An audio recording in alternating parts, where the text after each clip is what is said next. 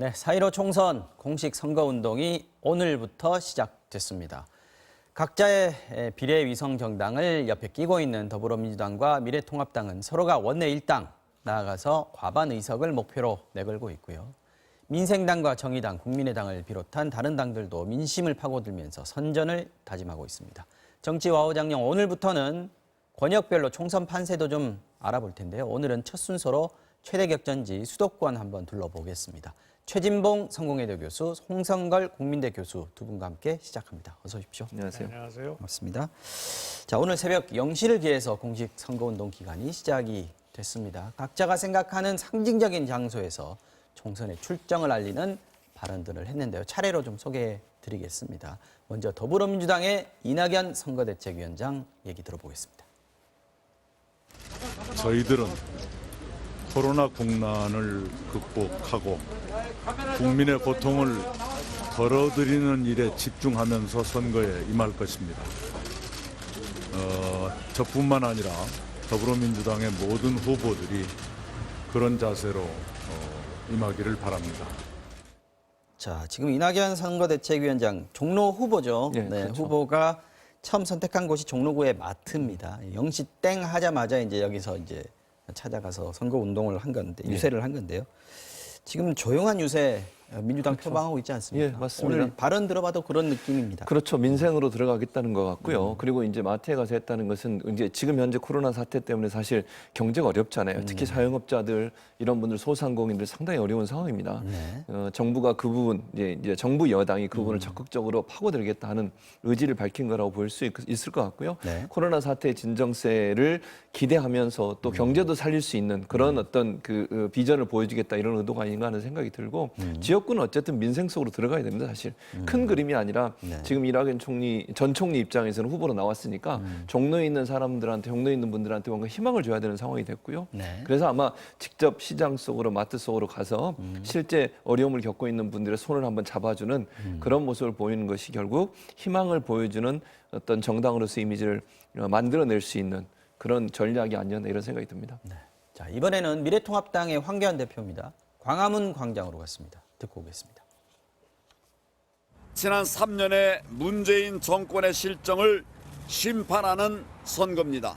이번 총선에서 기필코 승리해서 나라를 구하고 경제를 살릴 것입니다. 네. 황교안 대표가 지금 인터뷰한 곳, 선언을 한 곳 바로 뒤에 이순신 장군 동상이 서 있습니다. 네. 광화문 광장 지난 겨울 얘기를 했습니다만은 굉장히 뜨거웠던 곳이긴 합니다. 이것도 역시 전체적인 어떤 선거의 모토를 보여주는 거 아닌가 싶은 생각이 들어요. 예, 그렇습니다. 그 지금 이제 꿈을 꿨는데 저보고 해몽을 하라고 하시는 거잖아요. 해몽은 다양한 의미가 있을 수 있는데 우선 뭐 이순신 장군이 국난 극복의 아주 주인공이죠. 우리 5,000년 역사에 네. 지금 그만큼 위중한 국난이다라고 하는 의미도 있겠고. 네. 박근혜 전 대통령의 탄핵 시에 이게 나라냐라고 했잖아요. 그 광화문의 이순신 장군 동상 앞에서 네. 지금 이것도 나라냐라고 지금 주장하는 그런 의미도 지금 볼 수 있고요. 말씀하신 것처럼 이게 또 이 보수 세력이 네. 작년 내 뭐 아주 매 주말마다 광화문 집회를 열었던 곳이란 맞습니다. 말이죠. 그래서 보수 세력의 국난 극복의 의지를 강하게 지금 피력한 것이다. 이렇게 보는 것이 뭐 적당한 해몽이 아니겠나 싶습니다. 자, 다음은 거대 양당 사이에서 선전을 다짐하고 있는 민생당, 정의당 주사표 차례로 듣고 오겠습니다. 문재인 정권 들어서서 자영업자, 소상공인 또 우리 서민들 민생 파탄이 났습니다. 우리 민생당 오직 민생을 지키기 위해서 이번 총선에 승리의 길로 나갈 겁니다. 정의당이 무엇보다도 좀 IMF보다 더한 해고 위협, 코로나19 노동 위기를 막는 최전선에 서겠다 그런 마음가짐을 함께하기 위해서 이 자리에 왔습니다. 네. 네. 손학규 대표가 인터뷰한 곳은 가락동 농수산물시장이었고요. 그렇습니다. 심상정 정의당 대표가 인터뷰를 한 곳은 지축 차량 기지입니다. 그렇습니다. 그러니까 각각 민생과 노동 이 그렇죠. 부분을 이제 강조했다. 예, 총선에 대한 다짐 볼 수 있는 것 같습니다. 그렇죠. 이제 뭐 정당이 어떤 정체성을 보여주려는 의도가 있다고 보여집니다. 네. 손학규 선대위원장과 오로지 민생이라는 기치를 걸고 나왔어요. 그래서 이름도 민생당이라고 지었는데 네네. 그래서 아마 이제 가락농산물 시장 거기 가서 한 것 같아요. 그래서 민생을 챙기겠다 이런 의도인 것 같은데 네. 어쨌든 이 민생당 같은 경우는 내부에 뭐 총선에 임하고 있긴 하지만 뭐 총선 임하기 전까지 내부 갈등들이 많아서 그 부분을 잘 추스릴 수 있느냐가 사실은 관건이라고 보이지고 네. 정의당 같은 경우는 말씀한 지축 차량 기지입니다. 근데 이거 어디에 있냐면 고향에 있어요. 그러니까 심상정 의원이 고향정이죠? 네, 고향 출마를 하잖아요. 네. 그래서 뭐 두 가지를 함께 고려한 게 아닌가 이런 생각이 듭니다. 노동 현장에 대한 거 그것도 의미를 두고 또 본인이 고향에 출마를 하기 때문에 그 지역에 있는 지축 차량 기지를 찾은 게 아닌가. 그래서 노동자를 대변하는 정당의 이미지를 다시 선명하게 보이려는 의도를 가지고 출정식을 거기서 하지 않나 이렇게 보여집니다.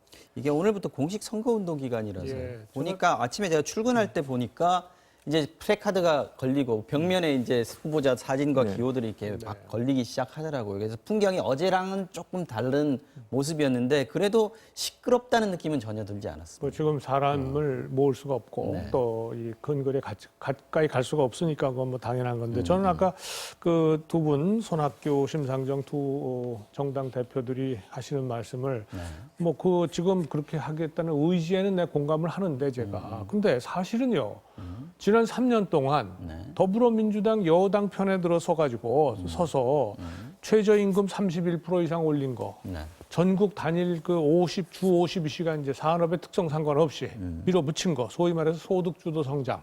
그래서 소상공인들이 지금 완전히 기반을 상실하게 만든 게 이 두 분 아닙니까? 이 두 정당 아니에요? 그러고 나서 거기에 엎친 데 덮친 격으로 사실은 코로나 사태가 온 거예요. 원래 그러지 않았더라면 이 코로나 사태로 이렇게 급격하게 소상공인들과 국민들이 한꺼번에 무너질 수가 없는 겁니다. 적어도 몇 달은 버틸 수 있는 거죠. 그런데 한꺼번에 무너지게 된 거는 3년 동안 정책 실패를 두 사람들이 다 협조를 했단 말이에요. 두 정당에. 그래 놓고 이제 와서 노동 위기 건지고 민생 살피겠다고 한다면 국민들이 그 유권자들이 그거 어떻게 이해를 해야 됩니까? 저는 아주 상당히 저는 좀 그 이 자가당착이라고 하는 그 생각이 들어서 조금 좀 마음이 좀 안 좋습니다. 저렇게 범여권 말씀하시는 진보 걸 진영에서 뭐 최저임금 인상이라든지 하는 것 때문에 경제의 어떤 기초 체력을 기초 체력이 약해진 완전히 상태에서 무너진 지금 상태에서 지금 코로나19가 코로나가 왔다. 온 거예요. 근데 코로나19 사태가 이제 워낙 초유의 일이라서요. 이 분석도 사실은 좀 이견이 있을 수는 있을 것 뭐 같습니다. 저는 물론 홍 교수님 말씀에 동의는 하지 않습니다. 뭐 홍 교수님 그렇게 보실 수도 있고 코로나 사태는 사실 이제 중국에서 사실 이제 시작이 됐고 그 바이러스 시작이 되면서 우리나라뿐만 아니라 전 세계에 사실 경제적으로 어려움을 주고 있는 상황이니까 뭐 그렇게 분석하실 수도 있고 또 한편은 이거는 이제 중국에서 이 정말 예측하지 못한 상태에 나온 이 바이러스 때문에 전 세계 경제가 상당히 큰 타격을 입고 있다 이렇게 볼 제 수도 있겠죠. 말씀은 경제가 타격이 있는데 우리의 경제의 기초 체력이 이렇게 지난 몇 년 동안 급격하게 최저임금을 상승시키고 탈원전해가지고 멀쩡한 기업을 완전히 무너뜨리고 그 원전 생태계를 무너뜨려서 기업들이 조금 다 줄도산 나게 생겼고 또 이 그 주 52시간제를 갖다가 전국에 아무 저 지역이고 산업이고 특성이고 고려 않고 그냥 일률적으로 지금 하고 있는 유일한 나라고 이렇게 되니 소상공인들이 전부 다 지금 거의 다 무너졌단 말이에요. 폐업 직전의 상태에 와 있었는데 코로나 사태가 덮쳤다 그 말이에요. 제가 코로나 사태가 중국에서 시작해서 전 세계가 지금 위협받고 있다. 그거를 지금 뭐라고 하는 것이 아니라 다른 나라들은 그래도 비교적 이러한 사태에 견뎌갈 수 있는 여력이 있는데 우리가 기초 체력이 완전히 빠졌기 때문에 지금 이 상태가 된 거다. 근데 교수님 그 지금 얘기를 글로벌 하시는 경제 위험이라든지 어떤 어려움은 지금 전 세계적인 현상인 것 같은데. 그건 틀림없습니다. 네네. 그런데 그것이 오기 전에 우리는 지금 아우성이 난 거예요. 알겠습니다. 그 말씀을 드린 겁니다. 맞습니다. 어떤 취지신지는 잘 알겠습니다. 자, 민주당과 통합당 이제 구체적인 총선 목표 의석수를 제시하고 있습니다. 먼저 민주당 한번 보면요. 이근영 전략기획위원장이 이렇게 얘기했습니다. 비례대표 의석을 포함해서 145석, 145석을 차지해야 원내 일당 가능하다. 한 60% 정도 확률로 가능하다고 본다. 이렇게 얘기했습니다. 비례대표 의석은 뭐 물론 더불어시민당이 좀 확보를 해줘야 되는 거고요. 네. 20대 국회 때 보면은 민주당이 지역구 비례 포함해가지고 123석인가요? 얻었거든요. 그때보다 더 높게 잡았습니다. 지금 현재 나오고 있는 여론조사라든가 네. 뭐 대개 지금 그 평균해서 보면 그 여론조사가 실제 지지도로 연결이 돼서 표로 연결이 된다는 가정하라면 뭐 충분히 가능한 달성 가능한 그렇습니까? 목표입니다. 그런데 지금 그 역대 여론조사가 좀 많이 틀리는 것도 좀 있고 네. 그다음에 샤이 보수라고 하는 것을 지금 대개 전문가들이 보고 있는 게 뭐 개인에 따라 다른지만은 뭐 5%에서 10% 사이 아니겠나 이렇게 보고 있는 실제 사람들이 선거와 많아요. 여론조사 그 예, 결과는 다를 수 그렇습니다. 있으니까요. 그래서 네. 뭐 그 목표를 잡는 거는 뭐 당연히 좋고 달성 가능하게 보고 또 열심히 뛰는 거죠. 네. 그건 뭐 당연한 건데 실제 지금 상황은 상당히 박빙이 아니겠나 현재 상황에서 네. 그리고 결국은 유권자들이 아까 말씀드린 지금 이 상황에 그 이 책임을 정부 여당의 그런 정책 실패에서 보느냐 아니면 아까 말씀하신 것처럼 코로나 사태의 단기적 영향 때문에 지금 우리가 이 고생을 하고 있는 거냐라고 보는 거냐에 따라 좀 달라지겠죠. 알겠습니다. 미래통합당의 목표도 한번 볼까요? 박형준 공동선대위원장의 얘기인데 지역구에서 최소 120석 이상 하면 미래한국당이 20석 뭐 채 안 돼도 140석 넘길 수 있다. 그러면 일당 가능성도 있다라는 겁니다. 미래통합당도 20대 총선에서 보면은 122석입니다. 그렇죠. 새누리당 시절이었죠. 그렇죠. 이때보다는 역시 좀 높게 잡았습니다. 그렇죠. 한 20여 석을 이제 더 가져와야 되는 상황이 네. 되는 거죠. 그럼 지역구에서 얼마나 선전하느냐의 문제라고 봐요. 지금 저도 뭐 일단 지금 상황에서 어느 당이 유리하다 불리하다 이렇게 얘기하는 것은 무의미하다고 생각을 합니다. 어떻게 네. 바뀔지 모르는 것이고요. 네. 여론조사도 어떻게 변할지 모르고 지금 현재 또 나중에 우리가 얘기 나누겠지만 무소속으로 나온 분들이 출마를 접고서 단일화하는 지역도 생기고 지금 이게 통합당이나 보수정이 더 활발하게 이루어지고 있는 것 같아요. 왜냐하면 민주당과 정의당 같은 경우는 사실 이번 선거에서 좀 갈등이 있어서 단일화가 물론 전혀 불가능하다고 보진 않습니다만 좀 어려움이 있기 때문에 통합당의 계열이라고 표현할까요? 아니면 같은 진영의 보수정에 있는 분들이 무소속에 있는 분들이 만약에 단일화가 이루어지면 일정 부분 지지율이 올라갈 수 있기 때문에 뭐 불가능하다고 보진 않지만 지금보다는 훨씬 더 열심히 뛰어야 되죠. 그러면 그래서 수도권에서 더 많은 의석을 가져와야 됩니다. 지금 가장 중요한 건 수도권이라고 보여지는데 수도권에서 얼마나 많은 의석을 가져오느냐가 결국은 이 목표를 달성할 수 있을 것이냐 결정할 수 있지 않나 이렇게 생각을 합니다. 지금 말씀하신 대로 단일화가 지금 굉장히 이제 남은 기간 동안 그렇죠. 중요한 변수가 되지 않을까 싶은데 맞아요. 네. 지금 일단 그 미래통합당 쪽 보수 진영에서의 단일화는 어떤 식으로 지금 이루어지고 있는지 지금 현재는 대체적으로 무소속으로 출마하신 분들이 무소속 출마를 접고 네. 통합당 후보와 함께 단일화를 이루는 경우들이 많아요. 그러니까 아마 이제 여러 가지 압박이 있을 수 있거든요. 또 김종인 위원장이 직접 뒤에서 또 나섰어요. 여러 가지 나서서 얘기하는 부분도 있는 것 같아요. 그러니까 필요하다고 저는 봐요. 왜냐하면 지금 이게 표가 분산되는 것은 결국 같은 진영이나 같은 계열로 분류할 수 있는 분들이 두 분이 나오게 되면 어쨌든 다른 쪽에 어부지를 줄 수 있는 상황이 되잖아요. 뭐 민주당이든 통합당이든 저는 마찬가지라고 보는데 그러다 보니까 표가 분산되는 걸 막기 위해서는 무소속 출마를 하시는 분들이 접어야 됩니다. 예를 들면 뭐 공천에 반발해서 무소속으로 나온 분들 많이 있잖아요. 네. 수도권 지역도 많이 있습니다. 근데 그분들 중에 많은 분들이 좀 그러니까 접고 통합당 쪽으로 합류하는 이런 모습을 보여주는 건데 그거는 이제 통합당 쪽에서 긍정적으로 볼 수 있고 다만 저는 이제 민주당이든 통합당이든 TK 지역이나 호남 지역에서 이게 좀 어려워요 지금.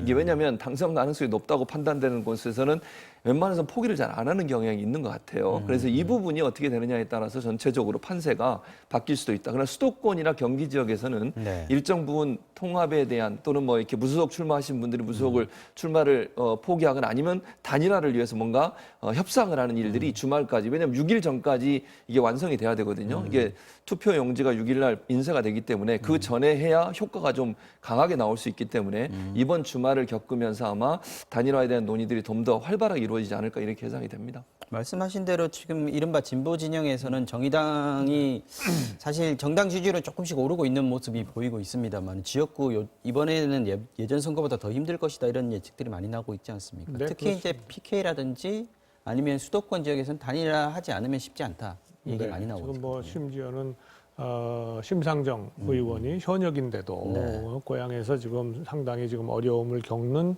여론조사들이 나오고 있어요. 원래는 아성이라 그랬었는데 네, 그래서 당연히 지금 뭐 단일화에 대한 얘기를 그동안엔 단일화 없다고 계속 주장하고 나섰지만 뭐 당선이냐 낙선이냐라고 하는 것은 현실적인 문제 아니겠어요? 맞습니다. 그러니까 단일화 움직임은 상당히 활발하게 일어날 거다.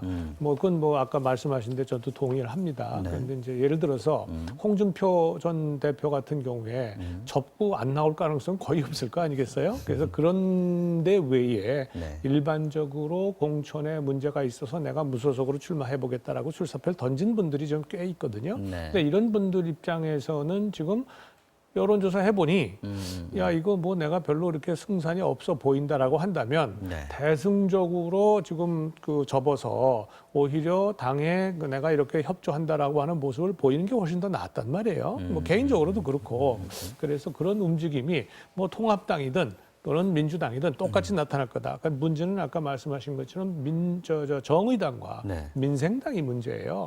뭐 정당이 완전히 다르잖아요. 네. 그런데 단일화를 하지 않으면 지금 이길 때가 거의 없는 상황이 된 거예요. 둘 다가.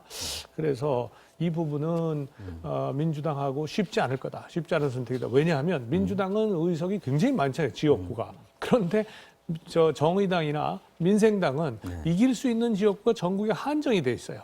호남 일부 그다음에 뭐 이렇게 몇 군데밖에 맞습니다. 없단 말이에요. 네. 그러니까 결국은 민주당한테 양보해 주시오 이 얘기인데 민주당 입장에서 그러면 통합한다고 양보를 해줄 수 있느냐 이게 좀 쉽지 않은 문제다 이렇게 봅니다. 지금 시간도 얼마 안 남았습니다. 6일이면 이제 네. 수표 용지 인쇄 들어가야 되니까요. 그렇죠. 네, 맞습니다. 남은 시간 동안에 어떻게 단일화하는가 여든 야든 변수 중에 하나가 될 수 있겠다 싶은 생각이 듭니다.